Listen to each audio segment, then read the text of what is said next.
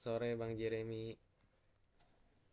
Perkenalkan, nama saya Edward Marcel Hutagaol, NIM 2281018. Saya akan menjelaskan untuk final project saya. Saya akan coba start.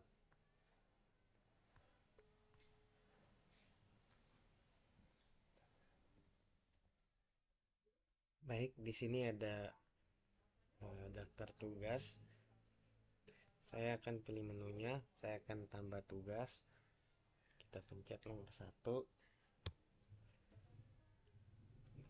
Baik, saya akan masukkan tugas barunya.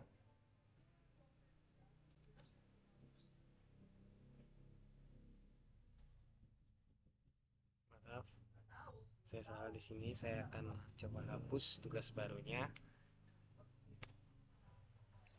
Ya, tugas barunya berhasil dihapus. Saya akan coba tambah lagi.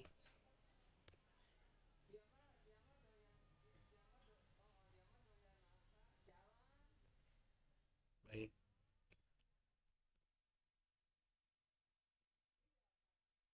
baik. Saya akan tulis tugas barunya adalah tugas agama.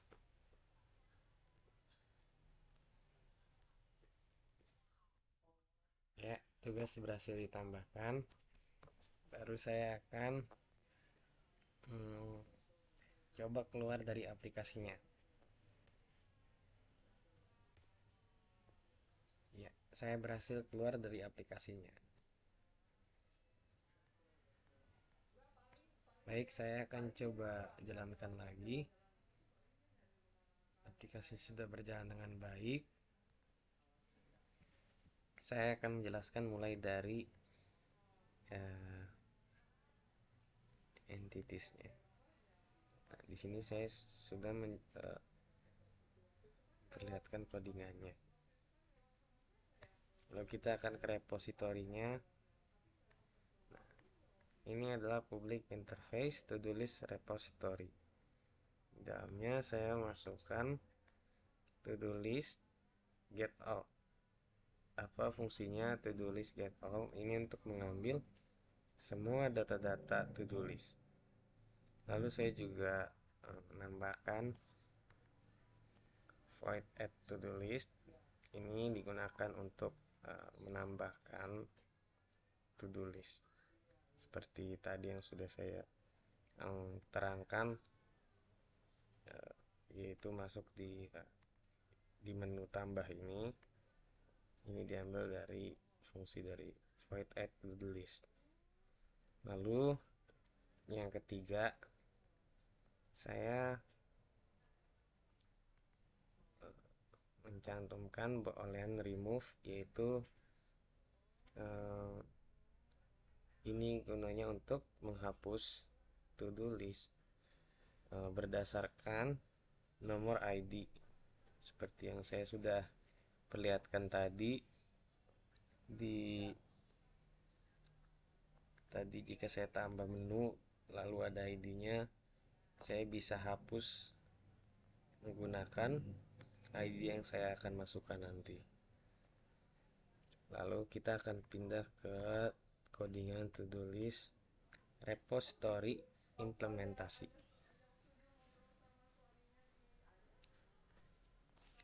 Baik,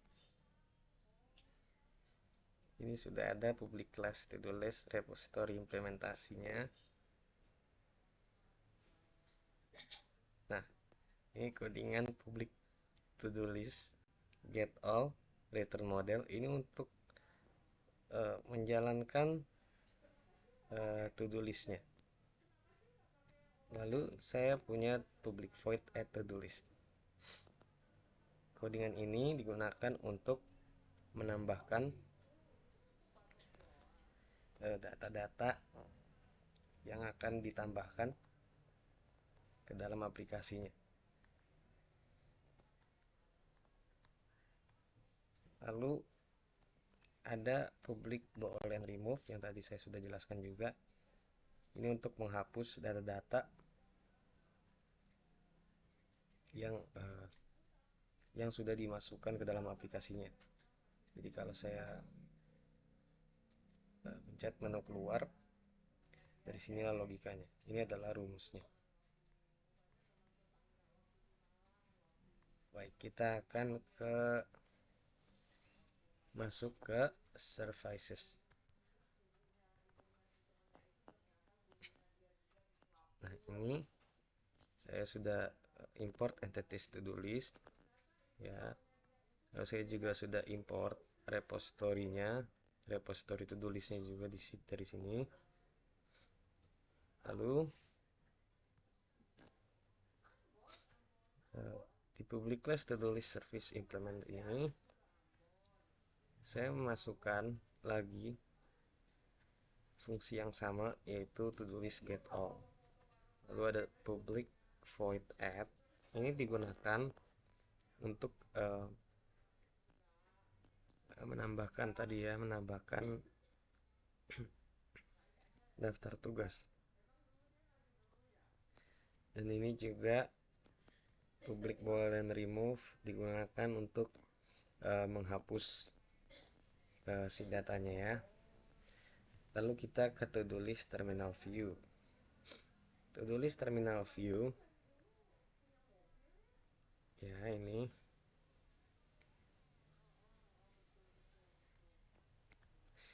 adalah codingan yang akan memunculkan aplikasi di bawah ini ya. Seperti ini dia akan keluar. Jadi contohnya ada public void main screen. Nah, ini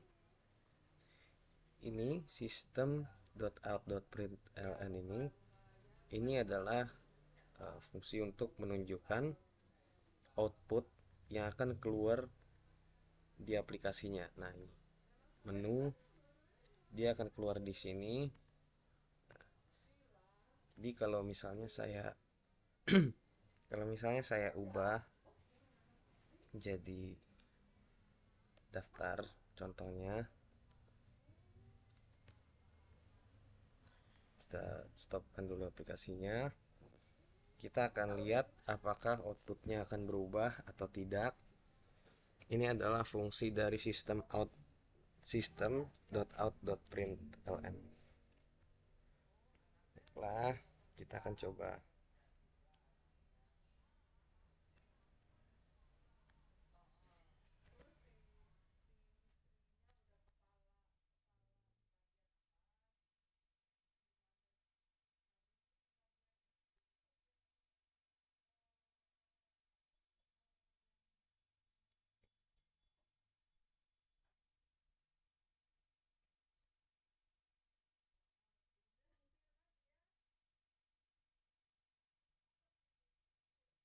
Coba ya.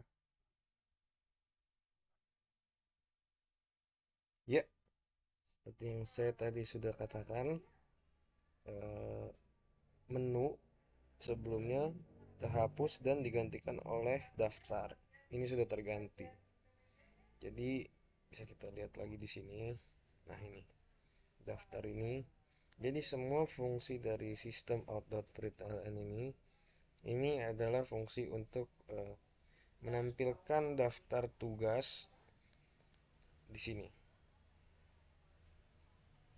Baiklah, kita akan ubah lagi. Oke, kita akan menghentikan aplikasinya. Oke, dan ini adalah rumusnya.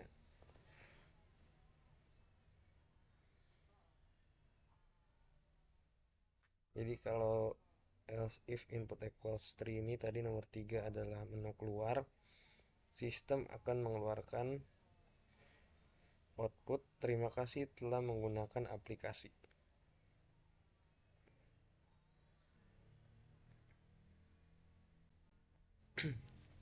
Lalu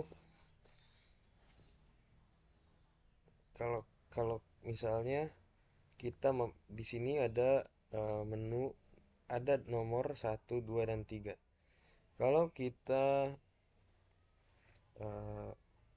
mengisi nomor 4 di aplikasinya, kita pilih menu dan kita tap enter, Sistem akan mengeluarkan output pilihan tidak valid, silakan pilih menu 1, 2 atau 3.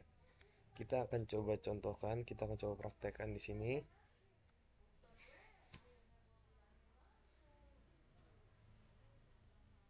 Baiklah, aplikasi sudah muncul. Kita akan coba pilih nomor 5 contohnya. Nah, dia akan mengeluarkan output pilihan tidak valid, silakan pilih menu 1, 2 atau 3. Itu dikarenakan di sini tidak ada nomor 5. Kecuali kalau saya kasih nomor 5 di sini baru dia akan tampil. Oke.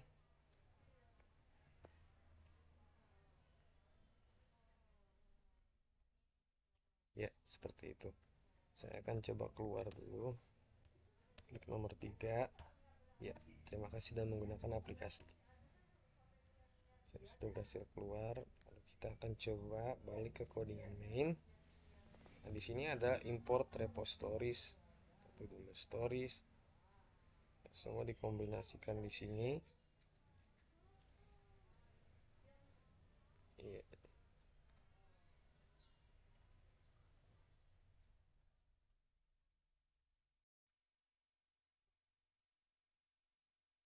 Baiklah, saya akan menjelaskan sifat-sifat PBO dari aplikasi yang saya jalankan. Yang pertama, eh, yang pertama adalah sifat-sifat PBO-nya adalah encapsulation. Apa itu encapsulation? Encapsulation adalah proses membungkus data dan metode yang beroperasi pada data dalam satu unit, yaitu kelas.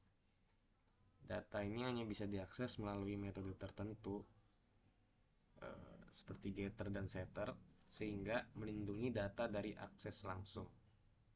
Lalu yang kedua yang saya dapat adalah inheritance atau pewarisan.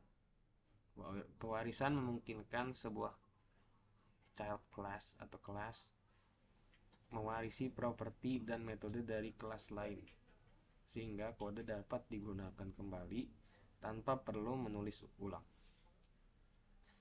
Lalu yang ketiga yang saya dapat sifat-sifat PBO-nya adalah polymorphism atau polimorfisme.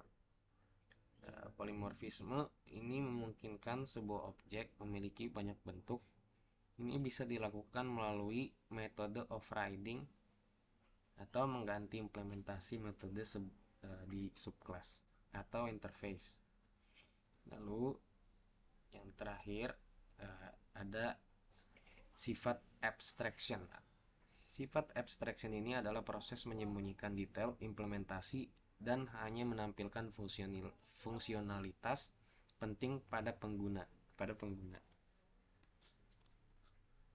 Baik, jadi kesimpulannya, kode yang saya tulis ini mencerminkan banyak sifat-sifat utama PBO, terutama enkapsulasi, abstraksi, dan potensi untuk memperluas kode dengan pewarisan dan polimorfisme. Dengan struktur ini, kode menjadi lebih modular, terorganisir, dan mudah diperluas di masa depan. Jika Anda memiliki pertanyaan lebih lanjut, atau teman-teman punya pertanyaan lebih lanjut atau yang lainnya, mohon maaf saya belum tahu terlalu banyak tentang sifat-sifat PBO ini. Terima kasih Bang Jeremy, Tuhan Yesus memberkati.